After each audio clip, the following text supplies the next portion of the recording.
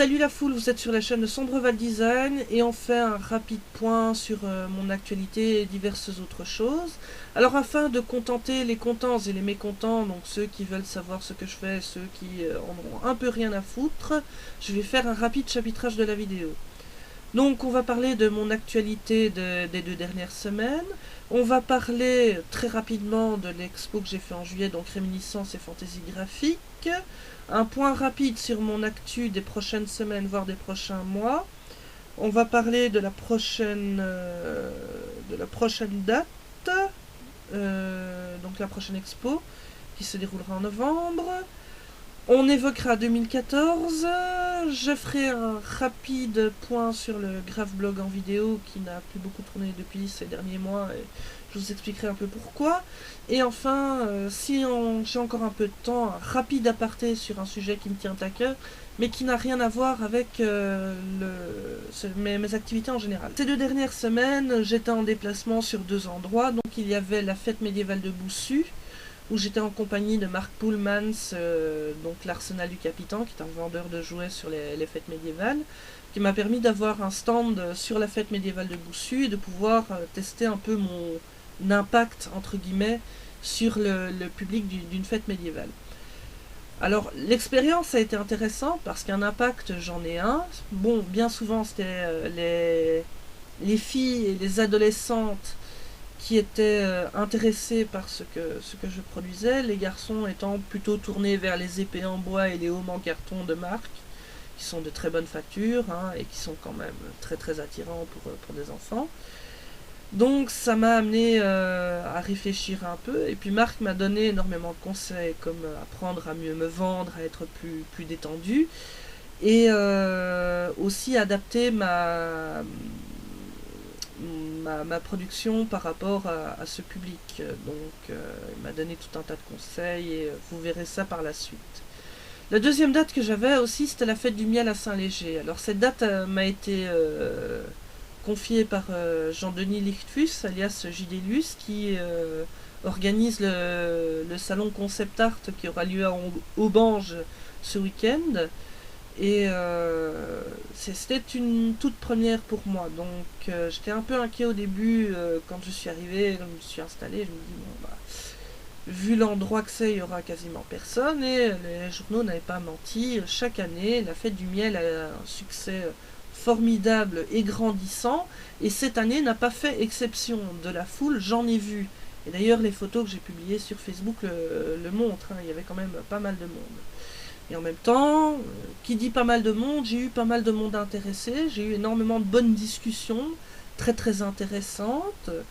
Donc ce qui m'a permis de voir que ce que je fais plaît réellement, même si j'avais déjà eu des exemples auparavant, dans le cadre d'une fête comme la fête du miel, où normalement ce n'est pas la place, entre guillemets, d'un illustrateur, même si j'ai fait quelque chose qui est en rapport avec la fête, c'est encourageant. Réminiscence et fantaisie graphique. Alors comme j'ai dit, ça va être très rapide parce que j'ai fait un bilan très détaillé sur le Graphblog. Bilan que je vous invite à aller voir via le lien qui sera dans la description de la vidéo. Donc n'hésitez pas à aller voir dans à propos, hein, il y aura le lien Réminiscence et fantaisie graphique, bilan et conclusion. Donc vous verrez un peu toutes les leçons que j'ai un peu tirées, ce que j'ai fait, la réflexion qui en a découlé. Pour les prochaines dates, il y aura la foire du livre de Musson qui se fera le 5 et 6 octobre. L'affiche que vous pouvez voir en ce moment a été réalisée par Palix.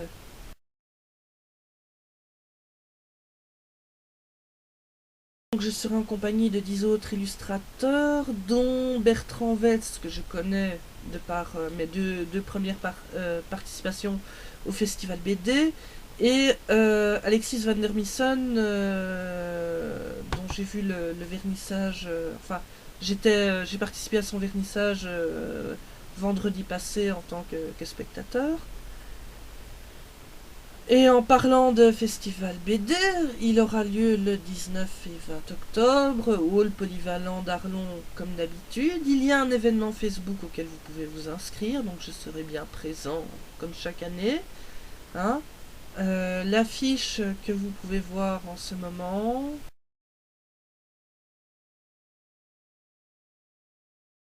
l'affiche fait très rétro, vintage, enfin les années 20, hein, donc ça change un peu de ce qu'on a eu entre l'affiche de Béatrice Tellier, Hardy ou celle de Jean-Claude Servet, mais ça donne, j'aime beaucoup le trait de l'illustratrice.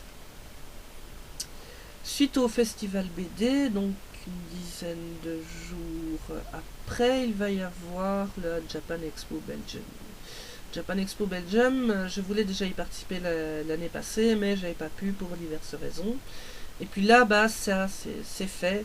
J'y serai malheureusement pour moi en solo, parce qu'au départ, je devais y aller avec l'équipe Kuroyokami, et puis la concordance de date entre un événement pour Obsidian et Japan Expo a fait que ça n'a pas pu se faire pour elle, mais j'ai décidé de garder la date et de pouvoir être là, histoire d'être vu et de pouvoir dire, bon ben voilà, j'ai fait Japan Expo Belgium. Donc Japan Expo Belgium se fera à Tour et Taxi à Bruxelles, ça sera du 1er au 3 novembre. Donc j'essaierai d'être là le plus tôt possible, étant donné qu'à ce que j'ai vu dans la billetterie, ceux qui ont les tickets argent, ils peuvent se pointer à partir de 8h30. Donc je vais quand même essayer d'être là pour 8h30. Et on va en parler justement de la prochaine exposition, car elle aura pour nom Persévérance et Fantaisie Graphique. Vous pouvez voir son affiche à présent.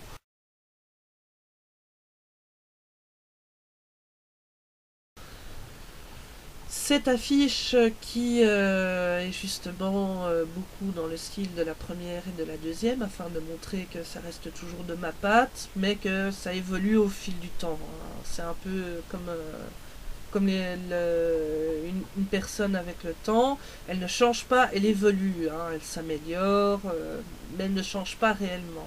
C'est dans cet esprit que j'ai voulu concevoir cette affiche où justement je cherche toujours à m'améliorer sans vraiment changer fondamentalement. Donc, cette exposition aura lieu du 8 au 29 novembre. Le vernissage aura lieu donc le 8 novembre à 19h. Hein. C'est au guichet de l'énergie à Arlon. Alors le guichet de l'énergie, ce sont les anciennes galeries à Ralunae. D'ailleurs, il y a encore un panneau près du forum. Donc quand vous êtes sur la rue des Capucins, vous prenez à gauche, il y a encore un panneau avec Galerie Aralunae. Alors pour la petite explication, en fait, pourquoi est-ce que j'ai voulu vraiment aller exposer là-bas alors que j'aurais pu attendre d'avoir une date de libre à la Maison de la Laïcité comme d'habitude? Eh bien, c'est du fait de l'ancien nom du guichet d'énergie. Donc comme je vous disais, ça s'appelait les Galeries Aralunae. Il faut savoir qu'à une époque, j'avais fondé avec mon ex-compagne une troupe qui s'appelait les Compagnons d'Araluna. Et quand je me suis remis à dessiner, j'envisageais tout doucettement le fait de pouvoir exposer. Et je me disais, en voyant le panneau qui à l'époque était encore Aralunae, enfin la galerie Aralunae, non, guichet d'énergie, de dire, ce serait marrant, ce serait amusant de pouvoir exposer là-bas. Et donc, il y a eu des travaux dans la galerie à Ralunae. J'ai cru que c'était fini et que qu'il n'y aurait plus de galerie. Donc, c'est devenu le guichet de l'énergie. Puis un jour, j'ai vu qu'il y a une exposition pratiquement en même temps que l'expo que j'ai fait en juillet. Donc, je me suis dit, bon, autant essayer, quoi. Même si ça s'appelle le guichet d'énergie, pour moi, ça restera toujours les anciennes galeries à Ralunae. Donc, voilà. Donc le vernissage aura lieu le 8 novembre à 19h, comme je l'ai dit. Donc pour ceux qui ne sauraient pas venir le vendredi, si il reste encore 2-3 trucs, et pour ceux qui sont vraiment motivés, je peux faire un post-vernissage le 9 novembre, donc le samedi soir, pour ceux qui se sentent d'attaque de venir un samedi soir. Hein. Si ça permet de contenter un peu tout le monde. Le 10, l'exposition ne sera malheureusement pas ouverte pour une très bonne raison, puisque je serai au marché, à la foire artisanale d'Arlon, qui aura lieu au hall polyvalent d'Arlon, donc le dimanche 10 novembre. Hein. C'est organisé par la Maison de la Laïcité, j'ai dit que je viendrai, donc je serai là-bas. Ça me permettra en même temps de faire un peu la promo pour l'exposition qui se fait jusqu'au 29 novembre. Je n'ai pas encore déterminé les horaires de l'exposition, donc elle sera accessible pendant les heures d'ouverture du guichet de l'énergie, donc ça c'est certain. Le guichet étant fermé normalement le lundi, donc je ferai des permanences en journée le lundi. Le mardi c'est ouvert en journée avec une pause de midi, et puis les autres jours de la semaine ça n'est ouvert que le matin et sur rendez-vous. Donc moi du mardi au vendredi je pense pouvoir faire des permanences de 16h à 20h, ce qui permet aux gens qui terminent à 4h de venir voir, comme par exemple les enfants, après l'école ils peuvent venir voir l'expo, donc c'est encore à réfléchir. 2014, alors 2014 va... 2014 s'annonce plutôt bien, puisque dans les premières dates que je peux déjà vous signaler, qui sont en fait sur l'agenda de Sombreval Design, que vous pouvez voir actuellement, il y a Medinasia, hein. Donc nous avons réservé le stand à Medinasia, donc comme pour l'année passée, donc en team avec Obsidienne, hein. Donc le nom de la team, comme vous l'aurez compris, aura quelque peu changé, puisque ayant une très bonne entente avec Obsidienne, et au niveau du travail j'entends, et n'ayant pas cette même entente toujours au niveau du travail avec Yola, j'ai préféré ne travailler plus qu'avec Obsidienne. Bon, on me jugera cruel sur ce choix, mais c'est un choix que j'assume pleinement. Donc, qui dit nouvelle recomposition d'équipe, dit nouveau nom d'équipe. Yoseitu Okami va devenir Kuro Okami, donc les loups noirs, puisque Obsidienne a, comme moi, une fascination pour les loups noirs. C'était une façon de marquer le coup. D'ailleurs, en parlant de loup noir et de cette passion, un logo a été, enfin, un visuel plutôt, c'est pas vraiment un logo, a été réalisé. Donc le voici.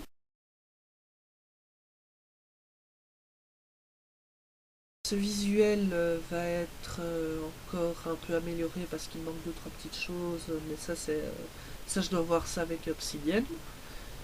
Donc nous serons là au Made in Asia 6, donc qui se fera le 14, 15 et 16 mars, toujours au hall 5 de Bruxelles Expo, hein. Donc nous aurons le plaisir de vous voir avec de nouvelles productions, une amélioration un peu de ce que nous avons fait, de ce que nous proposons et de comment nous le proposons, hein. Nous avons eu des idées et nous comptons bien les mettre en pratique lors du Made in Asia 6. Suite au Made in Asia 6, je serai, en tout cas, moi, je m'engage personnellement à être présent à Gameplay 2014, qui sera à sa 3e édition, et qui se fera à Colfontaine. Donc ce sera toujours début avril. Donc si je ne dis pas de bêtises, ça sera le 12 avril. Hein. Le 11 ou le 12 avril, je n'ai pas l'emplacement du samedi en tête, mais c'est un samedi aux alentours de la dizaine d'avril. De toute façon, la date est sur l'agenda de Sombreval Design. Donc je serai présent à Gameplay. Comme je l'ai dit à l'organisateur de la fête du miel, je compte bien revenir l'année prochaine à la fête du miel de Saint-Léger, parce que c'était vraiment très très bien, super sympa, et puis bon, je vois que j'ai des gens qui espèrent me revoir l'année prochaine. Pour ce qui est de la foire du livre de Musson, bon, on verra si les organisateurs seront contents de moi et veulent me revoir l'année prochaine. Festival BD d'Arlon, ça je compte quand même pouvoir être là au festival 2014, parce que bon, c'est vraiment quelque part mon événement phare de l'année, comme ça a été ma toute première sortie au départ en tant qu'illustrateur. Japan Expo Belgium, bah, ça va dépendre énormément de ce que je vais voir là-bas, de comment ça va se passer, parce que je dois vous avouer que il y a certaines choses qui freinent un peu mon enthousiasme actuellement, donc notamment le prix par rapport aux services proposés. Quand on fait un peu la comparaison Medinasia, ça coince un peu. Et puis la façon dont les personnes au bout du mail vous répondent ne me plaît pas forcément. Donc avant de prendre une décision radicale pour 2014, je préfère d'abord voir si ce que j'ai déjà noté ne sont qu'en fait que des aléas mineurs par rapport à ce que Japan Expo va m'offrir. Donc on va voir. Le Graveblog en vidéo. Alors, s'il est vrai que je n'ai plus fait d'épisode déjà parce que j'avais pas beaucoup de temps, et puis parce que je me suis un peu remis en question par rapport à ça, et il faut l'admettre, hein, je vais pas me faire passer pour un troll pour excuser le fait que ça ne marche pas et que ce n'est pas bon. Je dois admettre que pour toute autre personne que moi, le Graveblog en vidéo n'est pas drôle. Oui, je le reconnais, je ne suis pas un troll, donc je n'ai pas fait n'importe quoi pour dire que je fais de la connerie. Le Graveblog en vidéo n'est pas drôle, la formule ne plaît pas. Et puis il faut admettre que je n'ai pas le talent d'un State Alchemist ou d'un Nishigata pour le détournement d'animé, donc je vais m'arrêter là, histoire de ne pas faire pire que ce que j'ai déjà fait, mais le principe de mettre en vidéo ce que je fais, je ne le perds pas, et ça va, le concept va totalement changer. Je n'en dis pas plus pour le moment. J'oublie le côté tutoriel et le côté tutoriel parodique, mais ça va changer, ça va s'appeler Non mais t'es grave. Grave par rapport à Graveblog, et puis parce que c'est un jeu de mots avec grave pour dire non mais tu es grave. Quand avec certains accents en Belgique, grave devient grave. Non mais t'es grave. Enfin bon, je le fais mal, hein, mais c'est l'idée. Donc je vais essayer de mettre ça au point dans les prochains jours, dans les prochaines semaines, de faire un épisode 0 de Non mais t'es grave.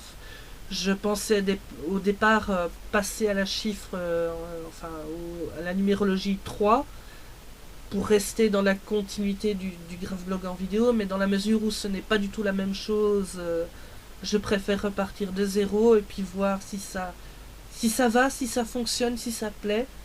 Donc la formule va totalement changer, je préviens.